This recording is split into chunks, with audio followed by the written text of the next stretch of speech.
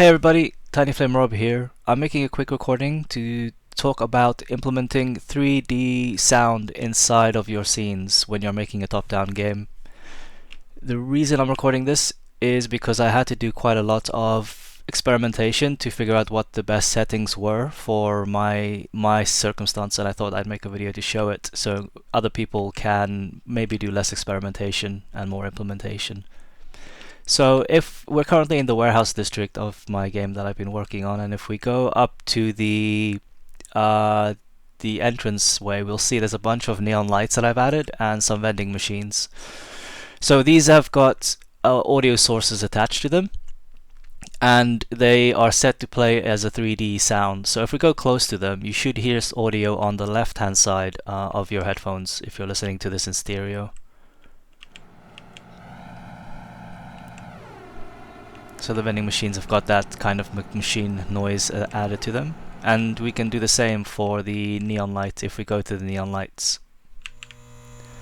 And the closer we are to the neon light, the louder the sound will play. And the further we run out of the neon light, you can kind of hear it fading out. And so that's basically all of the same for all of the vending machines in the game and all of the neon lights that I've been adding. So we've got Splurtco here as a neon light sign. So we run up to that, we can hear the neon hum from the right hand side as opposed to the left hand side. So the way I've implemented this, if I just show you the scene real quick, for the neon light specifically, because that's what I deem the successful implementation. Let us just go to that object. So this is the neon light, and we can see here that we've got an audio source attached to it. The audio clip is just the neon hum audio sound effect that I made and attached to it. We've got the stereo pan, we've got the spatial blend set to 1, which makes it a 3D sound effect. And then the most important part is the sound 3D sound settings down here. So you can see the volume roll-off that I have is called a custom roll-off, and it's a custom roll-off because you can see it goes all the way down. The red line here goes all the way down to the blue line. So an important thing to note is that the red line is called the volume and the blue line is called the spread. And if the volume doesn't touch the spread, the audio will always play regardless of how far you are from the game object in the scene. And this is the default state for the logarithmic roll-off. So maybe I can break one of these to show an example. So let's just take the light that we're currently looking at, this one here, the red 50% off. So what we're going to do is we're going to use the game engine's Unity's predefined logarithmic roll-off volume roll-off setting for the 3D sound. And you can kind of hear it already playing. So now, if we go closer to it, it'll still become louder. But if you look at the graph here, we can see this red line that's vertically spaced is it's us inside the, walking towards or away from the audio source. And the higher the red line, the louder the audio. And the lower the red line, the lower the audio, right?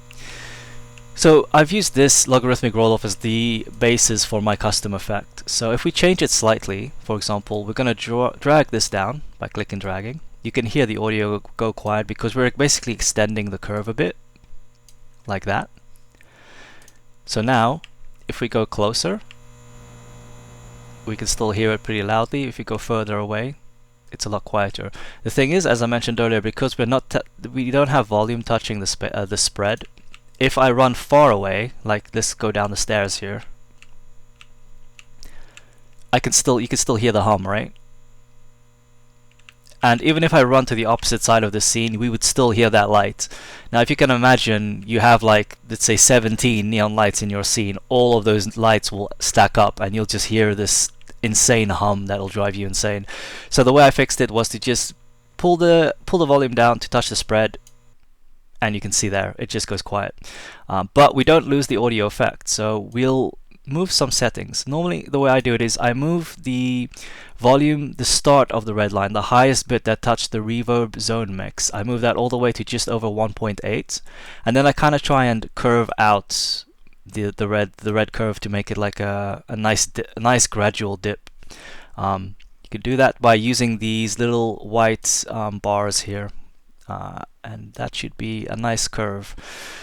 So that goes to 1.8. We gradually curve all the way down until we touch the blue spread bar, and then what we have is we go close to it, you can hear the neon sign, and if we go farther away from it, it fades out quite gradually and it goes completely quiet, and that's the effect that I'm looking for. Something else to show you guys is the other effects that you can add. You can have linear, and obviously the custom roll-off is if you make any adjustments to the logarithmic roll-off. The third option is the linear roll-off. So if we look at the vending machines again, for example, I'll go up to this one and click on it. We have an audio source attached to it, and we have a linear roll-off with these settings here. Min distance 1, max distance 1.5. So now I'm going to run up to it, and on the right hand side headphone you can hear it because that's where we're standing, with it to our right hand side. And if we move further away, note that it doesn't fade out, it just stops playing very abruptly. See there? And the reason for that is we don't have that cool curve that we built before, so it'll just come and go. So if you have a 3D sound that you want to play in a binary way, like either it's on or it's off, then linear is a good way to do that. But if you want a more subtle fade in, fade out effect, then you probably want to use the logarithmic and then edit the values similarly to how I did it. Yeah, and that's pretty much all there is to it. One thing that I can point out is that the documentation states that you normally make use of the main camera to add your listener. So the way audio in Unity works is you have an audio source and that plays the audio, and then you have a listener, which is it helps as thinking about it as a set of ears in the scene, right? Anything that has a listener has a set of ears, which means they can hear the audio sources. That's kind of how I think about it. So if we go to our player character, because that's what I've got my listener attached to, we can see this player's got an empty game object called ears, and the ears has got the audio listener.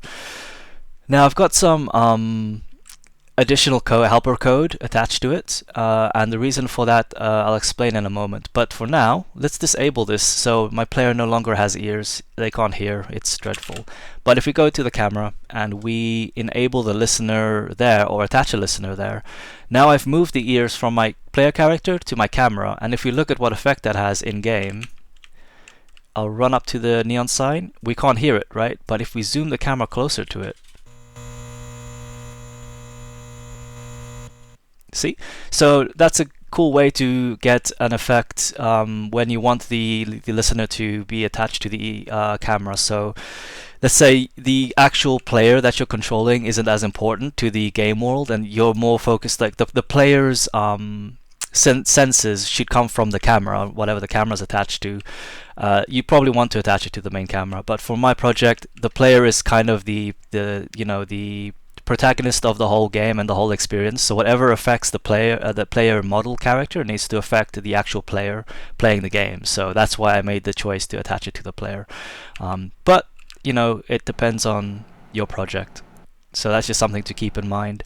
Something else that I struggled with was the reason I have the helper code attached to my player. If we just disable the camera and re-enable my ears, I'm going to disable the helper code I added. Listen to what happens when I run close to the neon signs and to the vending machines now. So it sounds kind of disorienting, and the reason for that is when the player runs from the north part of the map to the south part of the map, they're essentially facing towards us. So their right ear is close to the sound source, whereas the camera's right ear is away from the sound source. So the problem with that is it can sound very disorientating to a player with a static camera like this, right? So if I run this way, it sounds fine. But if I'm running down this way, it shouldn't be on that side. And if you're running like all kinds of ways, it can sound kind of disorienting. This is a very empty scene with only 4 or 5 audio sources, but if you have some of my more busy scenes have like quite a lot of audio added to them, so it can become very disorienting for the player playing the game. So to avoid that, I've reused some code that I wrote mostly for the NPC chat boxes to make sure that they're always facing what I call true north. So by enabling that and rather than messing with text, it basically rotates this ear's game object to always face what I call true north, and I can set where true north is in the scene. Now it doesn't matter where the player character faces, the audio will always play consistently either from the right hand side or the left hand side. So it's kind of a best of both worlds. I can get the audio to affect the player model in game, but the audio direction output is tied to the camera because the camera is static. That's something that I don't want to be able to change because I don't have that much time. So yeah, so something to keep in mind. If you do add audio listeners to game objects, the game object's rotation will impact how you hear audio in 3D space. But that's pretty much it. Catch you guys next time. Bye.